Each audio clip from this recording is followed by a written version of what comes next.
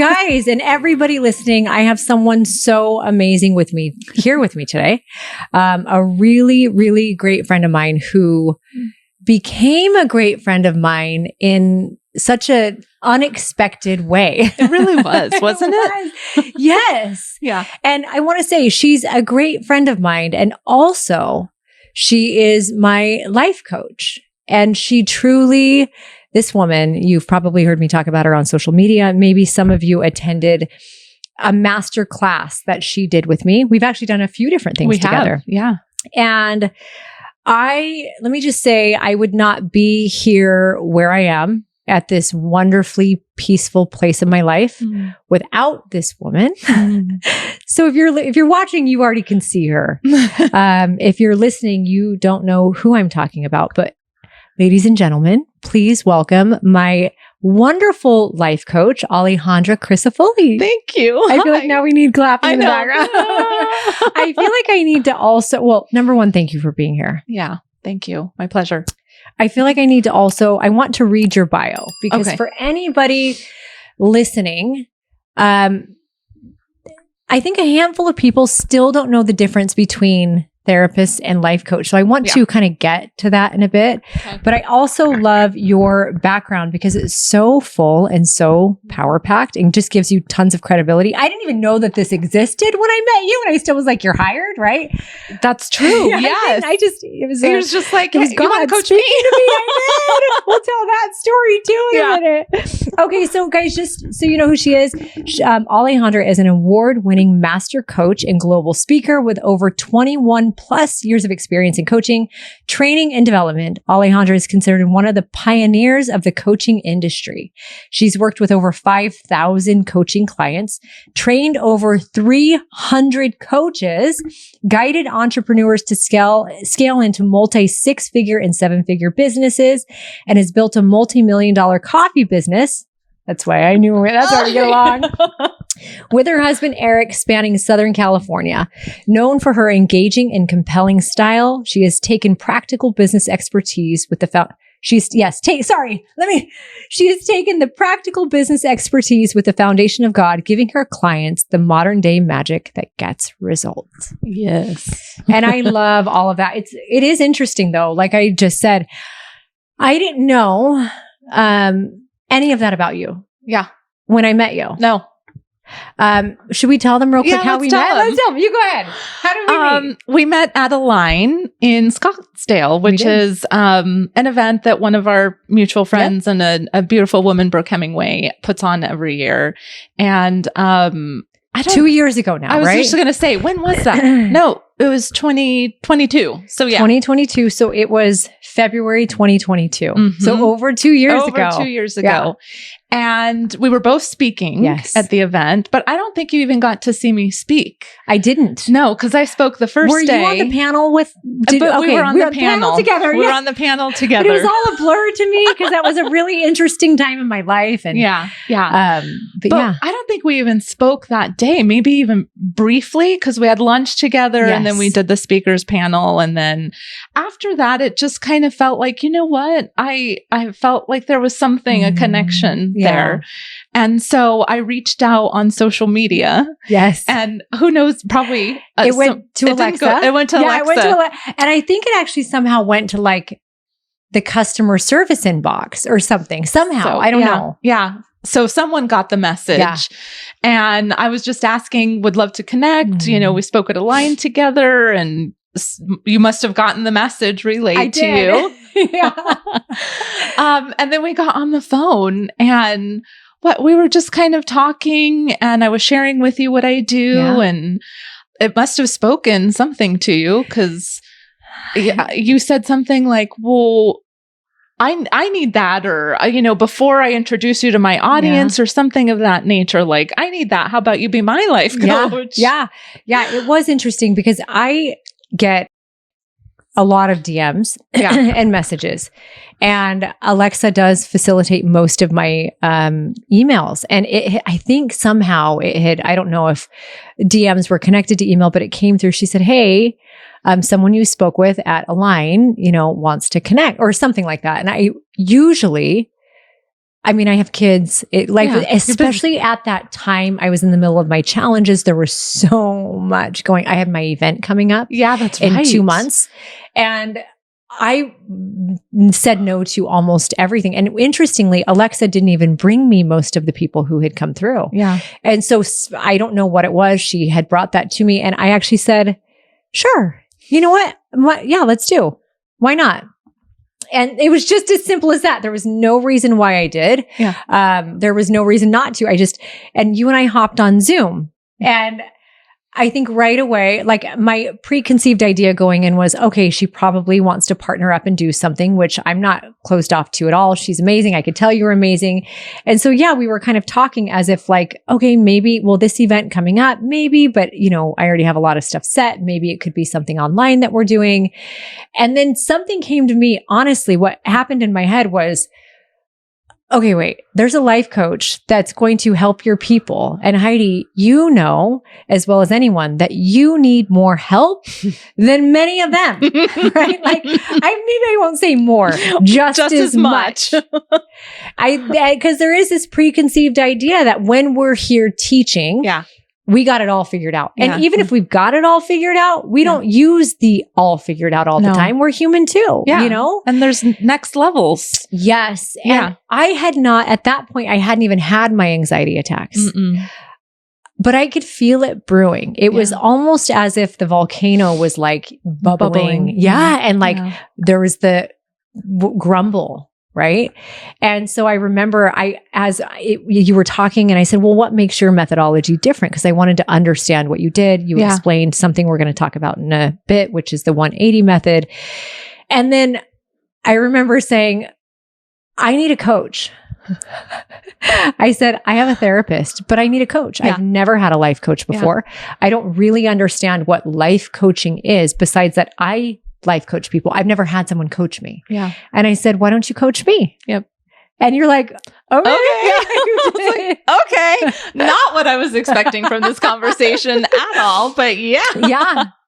And then as for, I'm sure everyone in coaching, we started digging into things. And sometimes when you dig in, you hit like a geyser and just stuff starts flowing out. And it got a lot harder. Mm-hmm. And then it got easier. And it was, let me just say, you've heard me say this, but to anyone listening, I truly believe that God put you in my life at the exact time that he did. Yeah. Because I don't think I didn't have a relationship with God at all. Like I still struggled to not believe things if I can't see them. Yeah.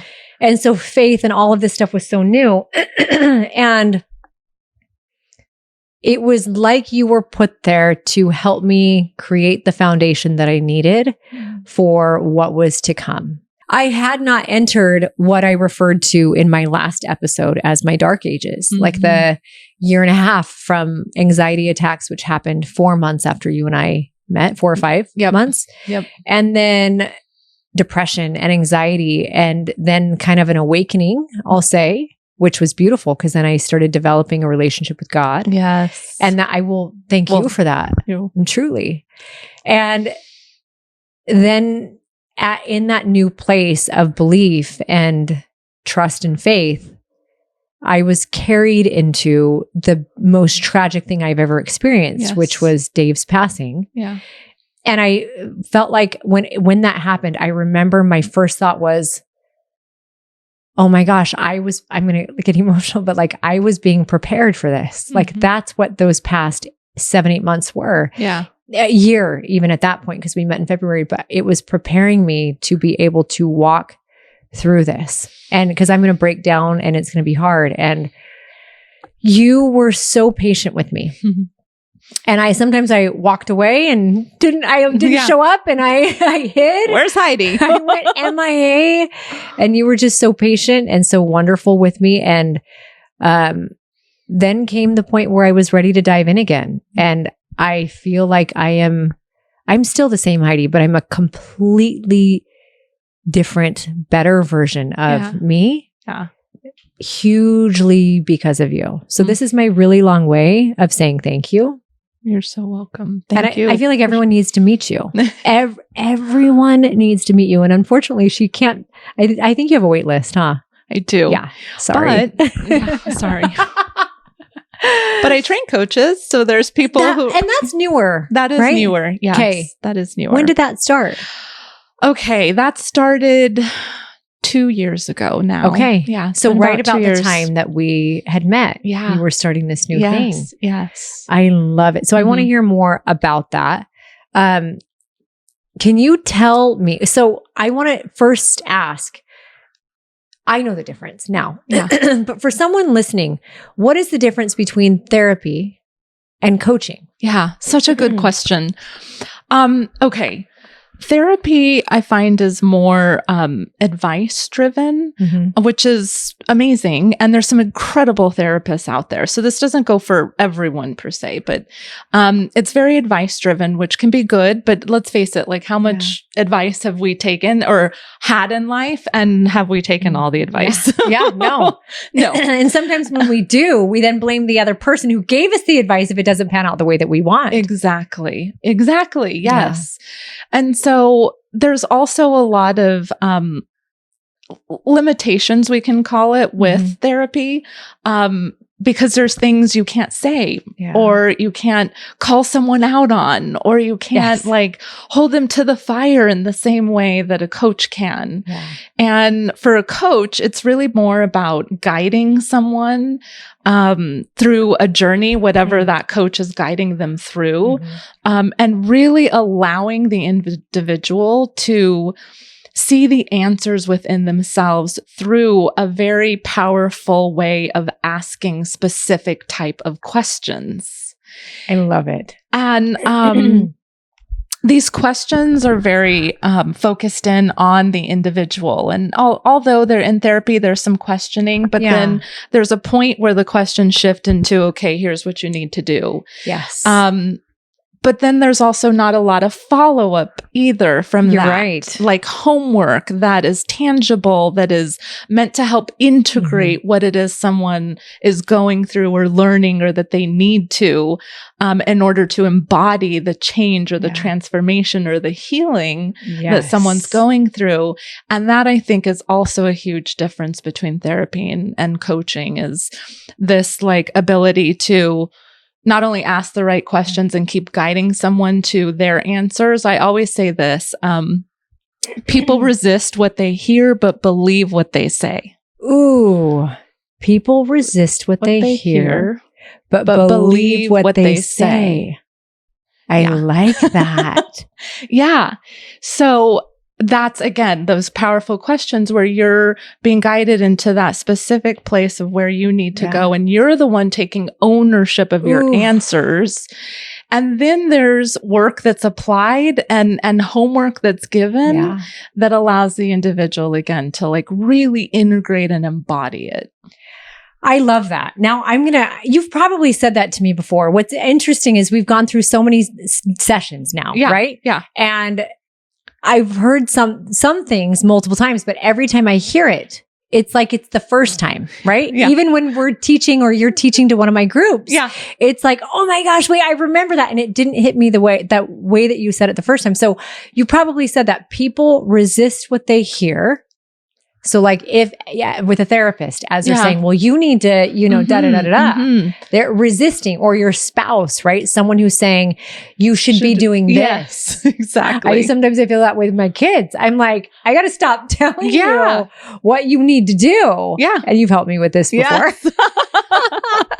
And I got to figure out how to make you come up with it yourself. And sometimes it means walking through some of the hard. Exactly. Because then that person will believe what they say themselves. You got it. Yeah. I really, really like that. Yeah. And right now, so I mean, actually, since I met you, I actually have a therapist, and I still use your services. The therapist for me is someone who I ramp up when I feel like there's like a depression's bubbling or anxiety, right? And I feel like just it's that but it's a temporary thing for me. And then once I feel like I'm in a good place, or if I feel like I need to vent, right? If there's a lot of venting, I ramp up the therapist. And that's how my experience has been with therapists and many people I've talked to. It's like, all I feel like I'm doing is having to regurgitate what okay, I'm in a good place when I get to my scheduled call. And now I got to think through, crap, what was all the shiz that I went through over the last week? And I have to relive it. Yeah. And then sometimes for me too, reliving it puts me in a worse place. Mm-hmm. Truly, I've never gone to a therapy appointment and felt like, hey, I'm all good. Is like an adequate starting point for it. Where in coaching, I can come to you in a great place, whatever, here's an update. I love how you say, what are your successes and your challenges? And we kind of go through that. And when I'm in a good place, it's almost like that unlocks, okay, now we can go to the next level. Yes. And then you teach me. And that is something I don't get from therapy coaching. It's like, I'm ready. You see that I'm ready. We unlock a level and then you start giving me new tools. And then as you're teaching me these new tools or saying, okay, here's the game board and here are the pieces. Then I'm going, oh my gosh, that happened to me that one time. Oh, okay. Yeah. We're digging in, and truly coaching to me is I'm an onion. And it's not just the top layer of trauma, right? But like we're going layer by layer for me to look at parts of who I am that I never even considered I was before. Yeah. And down to core values. You were the first person to help me put together my core values. Yes. Which when we got there, I had told my groups after, I was like, all right, my finding your why was always one of the first conversations we had. And I'm like, there's something so much more important and so much deeper than your why for anything. Like, who are you? Yeah. What are your core values? I mean, that was such a powerful thing that has guided who I am today. And I think actually having the conversation about core values shook me up so much that it maybe is what allowed me to go into my anxiety attacks. And I say that because I realized there was such a misalignment between the life I was living and who I actually was and where I ultimately wanted to go. And I never would have seen it if we had not had that conversation. Yeah, it's so true.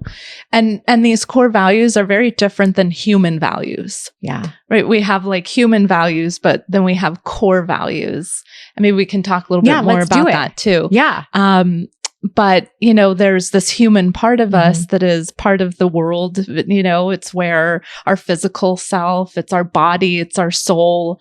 And I say soul because the soul embodies or encompasses all these pieces of us that are attached to the human physical part, like our mind. Yes. Our emotions, our personality, our behaviors, our beliefs. The ambitions that we have in life. So all those things are a part of our soul. So when people ask like, who am I?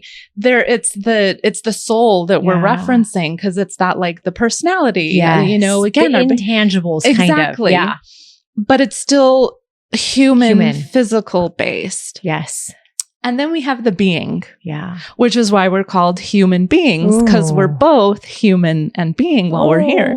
I love that. But this being part is our spirit. Like this is the part of us that's directly connected to God. It's that inner essence of where He lives and resides within us, and that's where our true power comes from.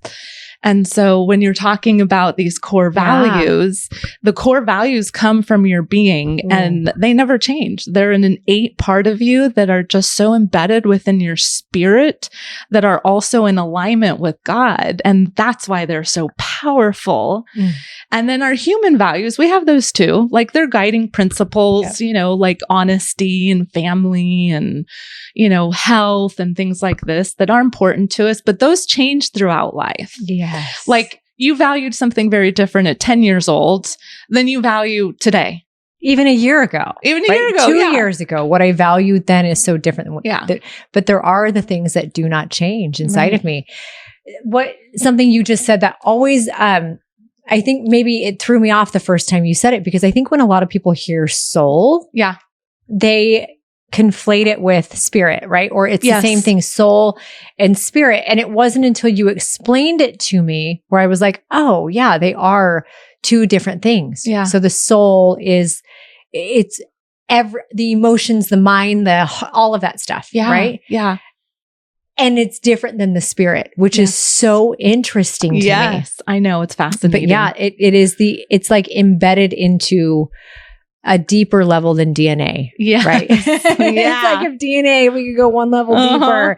It's our spirit DNA. It's like, that's where the core values are embedded. Exactly. And would you say, that the core values are pretty important to everybody who ends up and pretty life-changing to most people who oh my goodness. Absolutely. Yes. Yeah. Very much so, like what you talked about. It was almost like that opening up of recognizing how misaligned you were.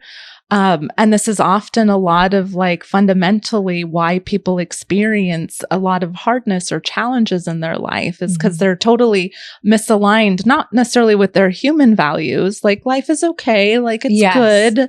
It's kind of like, meh, there's nothing horrible going on, but it's just this kind of mundane, it's because they're not living in alignment with their core values. And it starts to open up like, okay, we gotta go there and start living in that place. Cause that's what God has actually designed us to do. And I love that. When I think about, cause I'm sure some people listening are like, okay, well, how do I know if I'm not living in alignment with my core values? I want to let you answer. I'm going to say for me, I felt like, and I think a lot of people can relate, I felt like I was doing good. I was still a good person, right? So I think there was like I didn't even understand that there was something deeper and more that I needed to align with.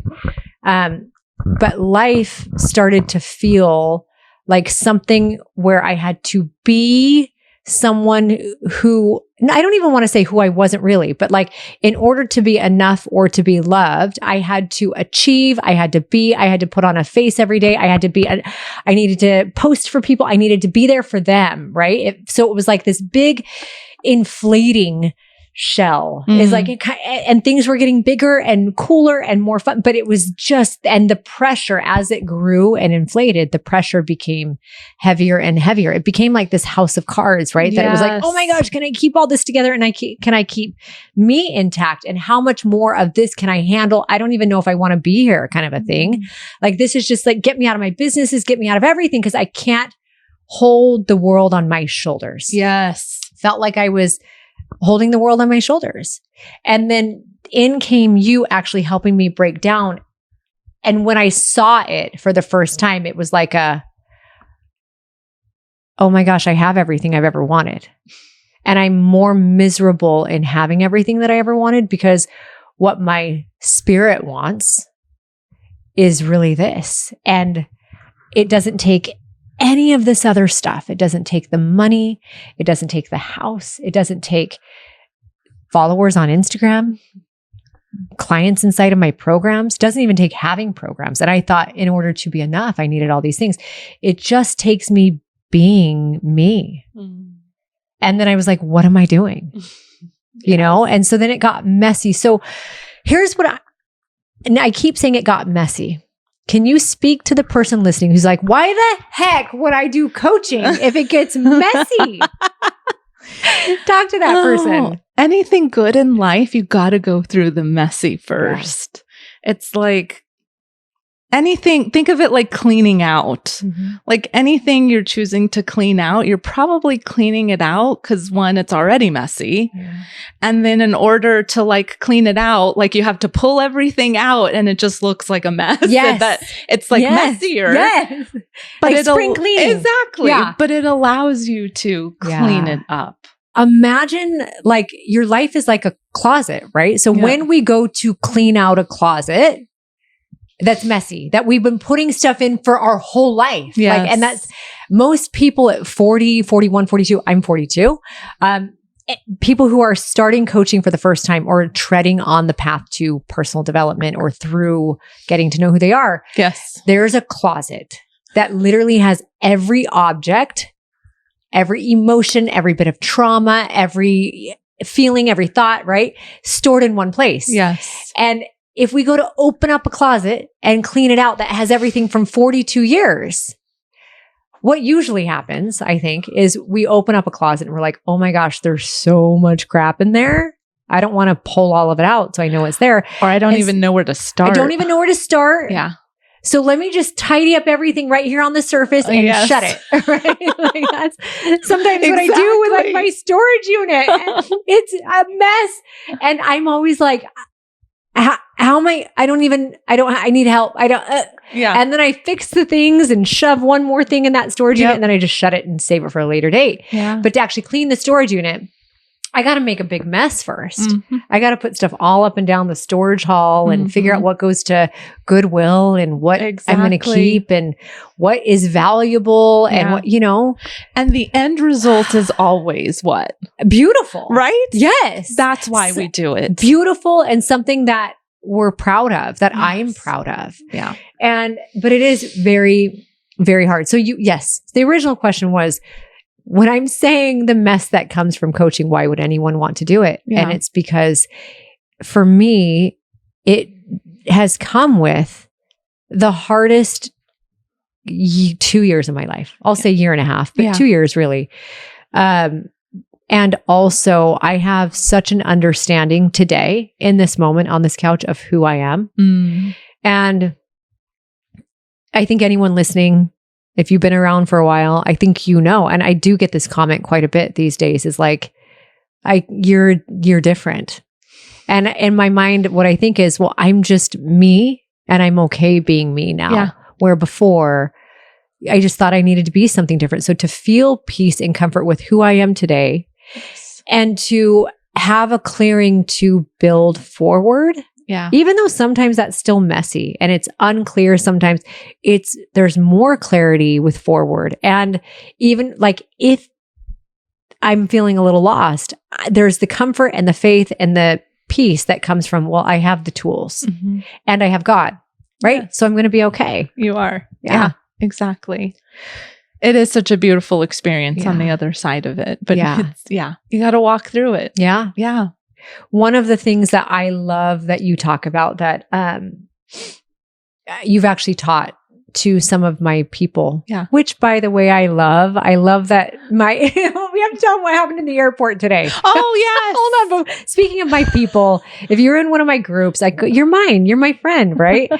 But Alejandra's come in to speak and teach and she's amazing and you all love her. And so tell them what happened in the airport today. So I'm getting off of the airplane and I see these two ladies and it's a mother-daughter and the daughter is trying to push her mother in a wheelchair and has her bag with her. And she was kind of talking to the attendant at the counter and was asking like, can you help? Like, we just have to get to the bathroom. And the gentleman was like, I'm sorry, I can't legally leave my station. Yeah. I can't leave here.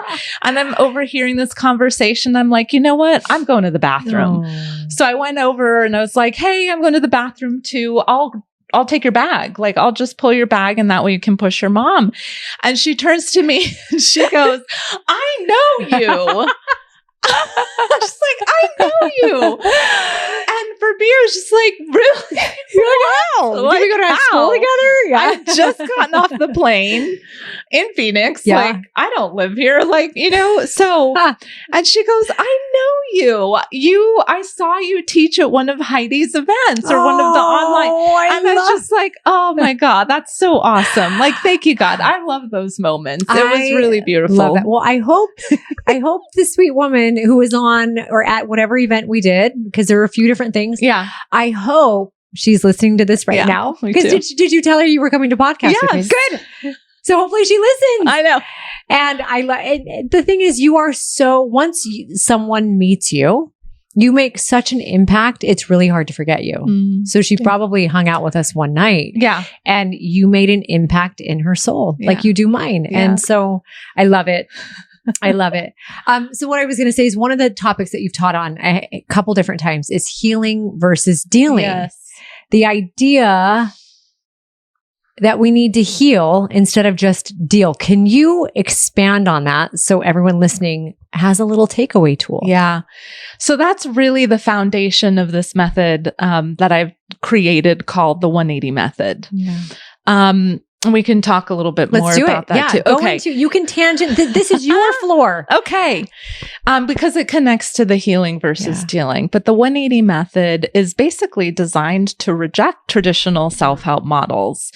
So part of my story was, in my early 20s, I was not in a good place and struggling with depression and just not good enough, all of the things you were talking about.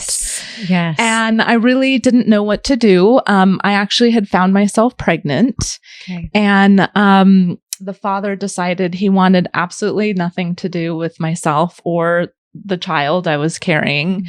And so I was confronted with, okay, do I keep this child or not?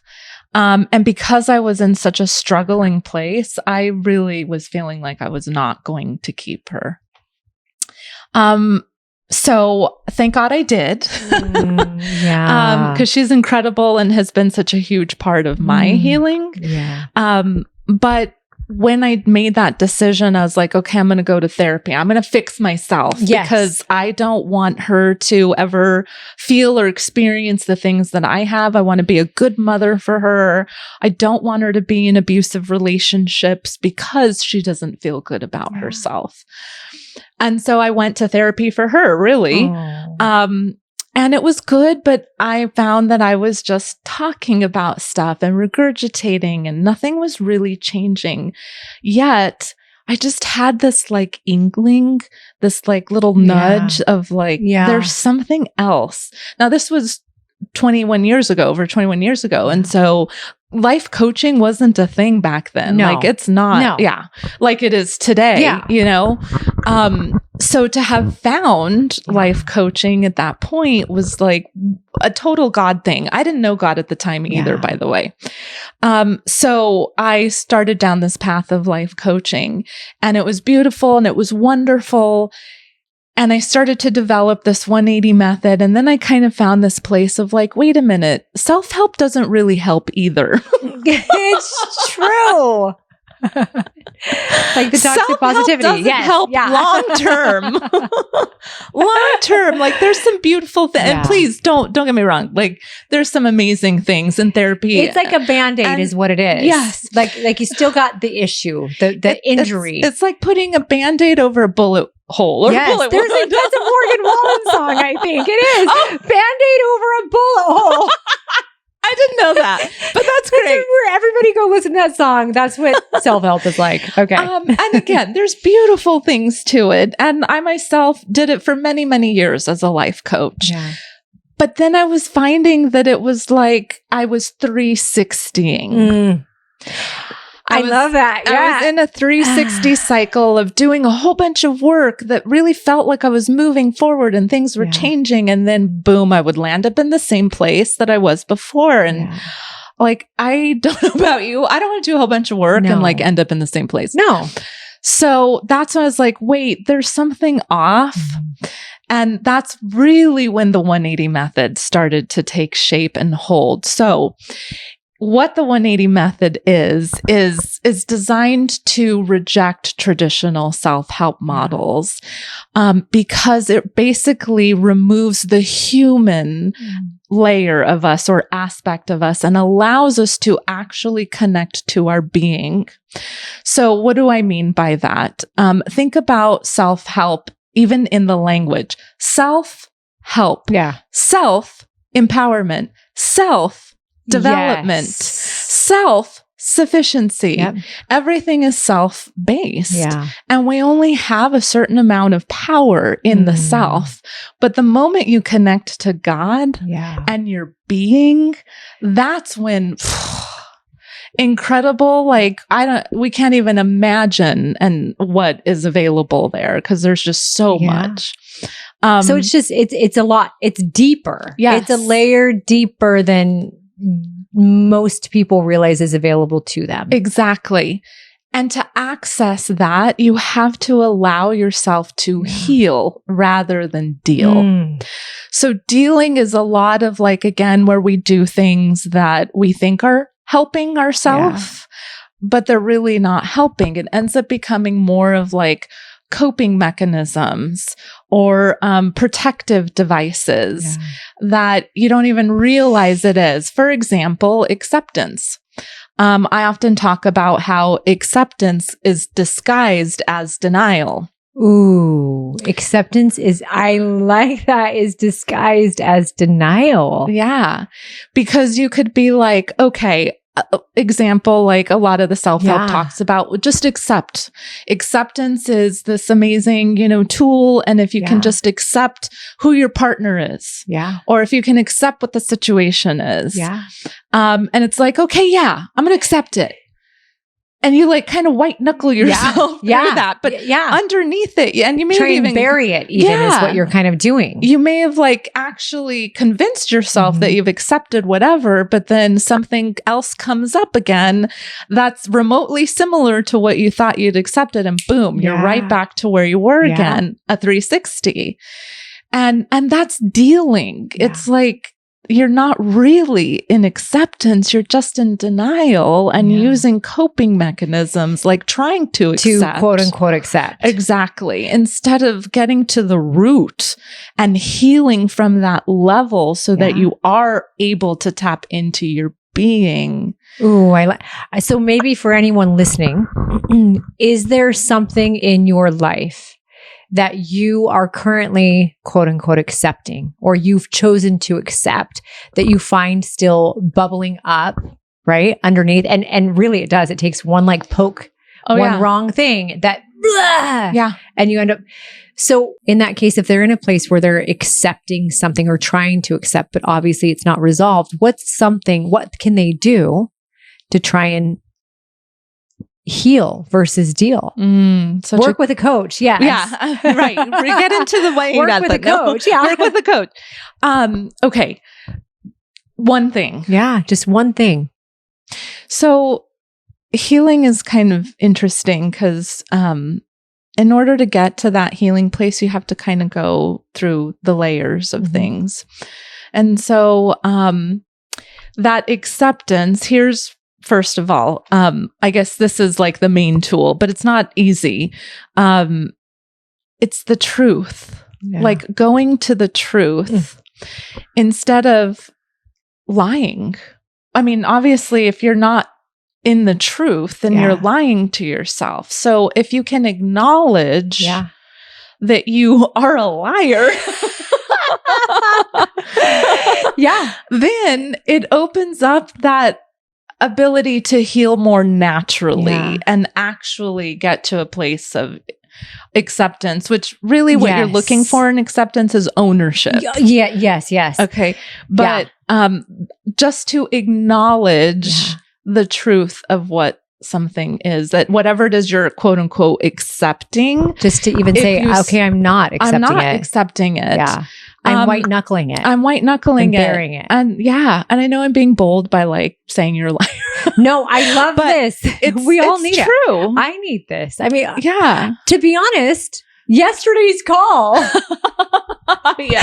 So you guys, I don't meet with Alejandra once a week. It's 1.5 times a week is what it is.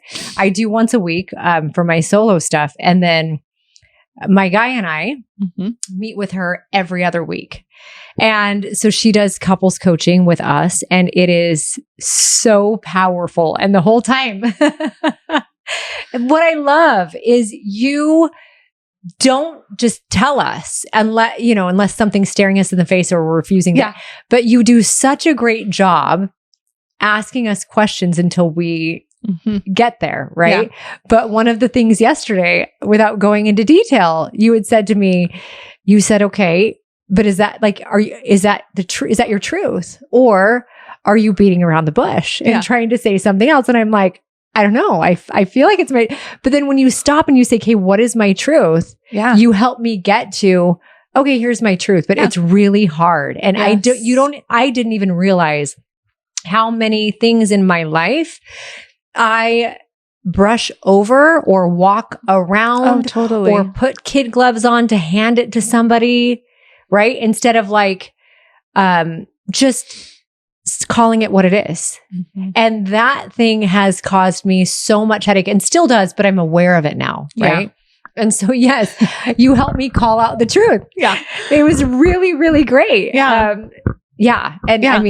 I mean, there's many times I'm in a coaching call and I'm like, you're a liar. Like, and I start by asking the question, do you like liars? And I mean, who's ever been like, yeah, me, I like a liar.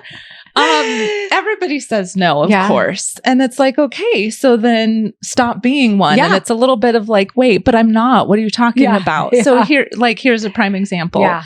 If you like want to lose weight, yes, and diet and exercise, like there's no magic pill. I mean, I guess there's stuff now, but unhealthy. Yeah, this is healthy way. Yes, diet and exercise. And so you're like, okay, I'm going to go work out. Yeah. Every day for 5 days in a row. And I'm going to do that every week for the next 3 months. And so you get up in the morning and you're like, yep, I'm going to go to the gym. And then you don't. And because stuff comes up. Yep. And then by the end of the day, you didn't go to the gym. So guess what you did? You lied. Yeah. So we're all liars. Yeah.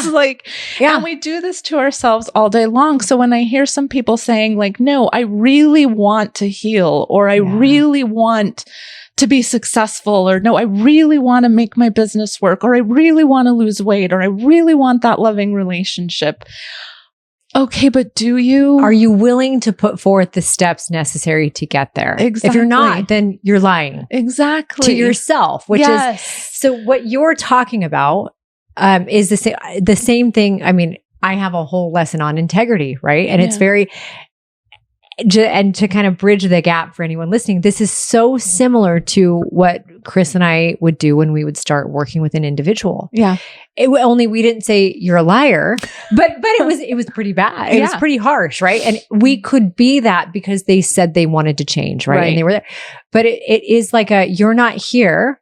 Well, we'd come in a room, we'd have 4 hours with these people, and we would say, okay, you probably think we're coming in and we're going to give you the magic diet and the magic exercise. And the reality is that's going to take us 5 minutes, maybe 20 minutes max. Yeah. We're going to talk about the things that actually matter, right? And the number one thing is you are not here because you love food. You're not. You're not here because you love food or because you're addicted to food. You might be, but you are here because you have no integrity. Yeah. And I can say it because sometimes I have no integrity. Right. But it is like the things like you doing what you say you're going to do when you say you're going to do it, not to everybody else, but to yourself most importantly. Yes. And the more you make those promises and you break them, the more out of integrity you are. And integrity is directly connected to dignity and your ability to love yourself. Totally. Yeah. And so you have, I love your language for it is so much simpler. Mine's so wordy. You're like, you're a liar. Do you really want to lose the weight or not? It's really good. Yeah. But you also, in your coaching, I love, you do such a good job of, like yesterday, you had said, for another topic, you had said, okay, I have something I want to share with you, but it's harsh. Are you in a place to hear it? Yeah. And when the response was, yes, are you sure? Yes. Then you shared it and it was really powerful. Why? Because I think sometimes people get into the habit of just, I'm going to say something harsh because they need to hear it. Right? It's truthful. Right. And sometimes even coaches will hear this in your face kind of a thing. Oh, Tell me why you do it the way that you do. Because you have to be open to receiving it. If you're not open to receiving, then it doesn't matter what you say because the individual isn't going to have ownership of it. And that's what you're wanting to create is, again, that like owning what you're saying to that person so they can actually have change. So if they're not open to receiving, then there's no point in saying it at all. Yeah. So if, you guys would have said like, no, then I wouldn't have shared it because it wouldn't have mattered. Yeah. I mean, can you think of how much more peaceful relationships would be if the spouses and partners understood this? Yes, so true. Because even if they're truth bombs, right? Yeah. If it's truth, I'll say, even if it is a truth, the second I throw it to my partner, without them being able to catch it. It truly is a bomb. Like that, it's a truth bomb that blows up and it makes it really messy. And I mean, I think that's just naturally hard for many people. Oh, yes. What advice would you have in conflict with couples or even an employee or a friend when truth needs to be shared, or, you know, when maybe there's a conflict, there's a blow up. Yeah. And truth needs to be shared, but it might not be a good time. How do they handle it? Yeah. So you want to ask a question like, is now a good time for me to share, you know, this something I'd like to share with you, and it may be hard to hear. Questions are always the best way to go with something like that, versus like just let me truth bomb it again, because you're wanting to set the stage, so to speak, of that other person, your partner, being open, willing to receive what is going to be shared. And so if you ask the question, like, are you open to hearing a truth that I'd like to share with you? Or is now a good time for me to share something that might be hard to hear? And if the person says, yeah, go for it, not to just take it at face value, ask one more time of like, not even necessarily like, are you sure? But like, okay, like, how do you know that you're open to receiving it? Something like that, because sometimes we'll say like, yeah, of course. Yeah. Just say it. You say it. Yeah. And it's like, oh, okay, that's not very open. Yeah. So you just double check one more time. Like, okay, I just want to make sure, because this may not, and this is my language. You'd have to put it into yours, but like, I'm not sure how this is going to land. Yes. Yeah. Yeah. And that's what you say. It was great. It's great. So one other thing, can you quickly explain one of my favorite things that you have taught me? There's so many great things, but it's the idea of the amygdala hijack and what to do about it. Can you explain that? Because I feel like it's so powerful and so effective. You guys, this tool is one of my favorites. And now my guy and I use it. Like we can kind of navigate situations with it. Yeah. Yeah. So the amygdala is part of the brain, and it's the side of the emotional memory, emotional learning, and it's an emotional memory bank. Okay. And so we're storing all of these emotions of things that have happened throughout our life. And the reason why emotions are being stored is because they weren't expressed fully. So think about being a child and something as simple as like spilled milk. And mom like gets mad and is like, Heidi, I told you not to leave your cup right there. And you're like, oh no. So like there's this instant kind of reaction of, I've done something bad or wrong. And the amygdala fires off, asking us one question of our critical survival, which is, am I safe? And so when we don't feel safe, we get hijacked. And a hijack is basically you're literally not yourself in that moment. So you start to express emotions because clearly, like, you're scared. There's something that's caused that, like, oh gosh, I did something bad. And so you start expressing, and then mom realizes, okay, maybe that was a little harsh. Like, it's just spilled milk, no big deal. And so out of just totally normal, like, it's okay, honey, don't worry about it. Like, just forget it. Stop crying. Yes. So it sends this message of like, don't express. Yeah. And it's very confusing for children who are like, wait, but we're like designed to express. All those emotions have to go somewhere. So they get stored right up there into that amygdala. And then later in life, when you're doing something like with your guy or, you know, again, something that you're trying to create or accomplish in your life, if you're an entrepreneur, like building something, and someone starts to say something and you're immediately in that place of like, I did something bad. I did something wrong. You're immediately right there, and your amygdala is telling you, like, your blood's pumping and you want to you're hijacked. You're reacting because you're trying to find a place of safety. Yes. So it's your body your brain trying to protect you. Exactly. What it is. Yeah. It's a form of protection. And it really doesn't protect. It doesn't work out very well. Exactly. 360s reactive text messages that you send that you're like, why did I send this later? Right? Like, I've done that before. So best thing to do, the hijack, the intensity of it will last 18 minutes. Because adrenaline 18 minutes. Interesting. Minutes. Yeah. Adrenaline is being released from the amygdala into the bloodstream. And so that chemical of adrenaline is like nothing good comes out of a hijack moment. No. Especially in a conversation. It doesn't. No. Trust me. So I get hijacked quite often and nothing good has ever come out of it. Yeah. Ever. Take 20 minutes to just like set the timer, actually. Exactly. Okay. Set the timer, like just relax and chill for a moment so that you can start to collect yourself and engage a different part of the brain, which is called the neocortex. And it just really, you start to just chill out. Okay. And then at that point, you can do something which is called an SOS. I love this. This is the tool. This is the tool. It is. The SOS. Get your pencils out. Okay, so the first S stands for stop. You literally have to just stop in your tracks. And like, I love to use the words, hold on a second. Do you say that to yourself? I say that to myself. Hold on a sec.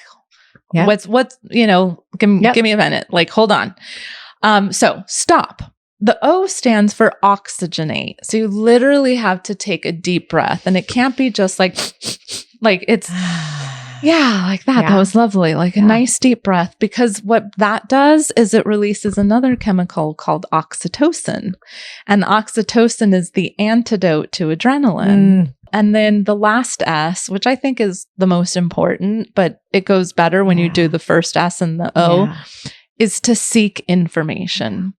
And that's when you start to ask questions, first of yourself, and then of the other person if there's another person involved. So that hold on a second.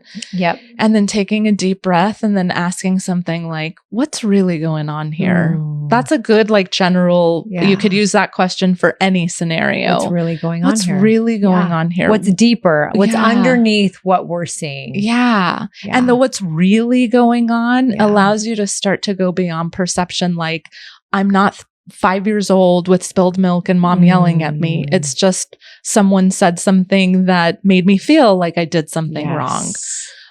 It's not real. It's not true. And so it allows you to start like just seeing the bigger picture from more of a being perspective than a human perspective. I love that. And your questions ideally would be something like a what or a how versus a why, because sometimes why can hijack us. Like, why did you say that? Yes. Or why did you do that? Immediately it's like, what? I didn't do that. And I didn't say that. But if you ask something like, what had you say that? Yeah. Could you say, what did you mean? When you said what did you mean by that? Because sometimes what people, like when I intend to say something, my intention behind what I say is completely different than how it's received. Yes. So that curiosity, which is a word you say to us often, you say, be curious. Yes. And I love that. Instead of creating a meaning to something, it's taught me to say, okay, get rid of the meaning, open the space and be curious to what they meant to say when they spoke it. You got it. I love it. Yeah. So we're really short on time. I could go 3 hours with you. We didn't even talk about ego and the whole original illusion thing. Remember that? That was so good. Gosh, we're going to have you back on again. We actually are. Maybe we'll do a Zoom next time. Okay. Because you guys, ego, original illusion, it's all really, really good. I think the most important thing is for people to go follow you. Yes. Because they're going to find everything there. Everything is there. How do they find you? Okay. Instagram, I'm at the Baller Coach. Okay. YouTube, I just started a YouTube channel. I'm saying that's okay, also, like I don't know that. Okay, Okay, so YouTube. I do. Which is also the Baller Coach. Pretty much you can find me anywhere by just putting in the Baller Coach. Okay. Yeah. Good. Yes. You guys, I have so much more. Like, I didn't even get to tell the story of, after my anxiety attacks, how you helped. Yeah. We're going to have her come back on. We're going to have it. And then we'll add those other lessons in. Okay. How about we do that? That sounds good. Okay. All right. Thank you so much for being here. Okay. Before we go though, considering everything we spoke about and the people listening, what's one thing that's on your heart that you feel like you need to leave them with? Oh, okay. Such a good question. The one thing that's on my heart is just really that, life is a beautiful gift. Like, we look at it with all these hardships and challenges and things that we go through in life. But when you can really stand in a place of neutrality, You're not hijacked, but you're also not going to like these crazy, massive, like high highs and super low lows. And it's just this beautiful, just kind of neutral state. And that neutral state is where we really commune and unite with God. And anything that is happening in life, you can look from a place of this is good and this is beautiful and it's serving a greater purpose. I love that. Thank you. You're so welcome. Thank you for being here. And everyone who's listening, thank you so much for being here with us too. I know while I could go on forever with Alejandra, and there are so many things we would love to add in, I know there was so much that you have to glean from this episode. If you need to listen to it again, listen to it again. You could listen to it 10 times and get something different and more beautiful each and every time you listen. So thank you all for being here. And Alejandra, thank you. You're welcome. Thank you. Love you. All right. That's a wrap. Okay, it's a wrap.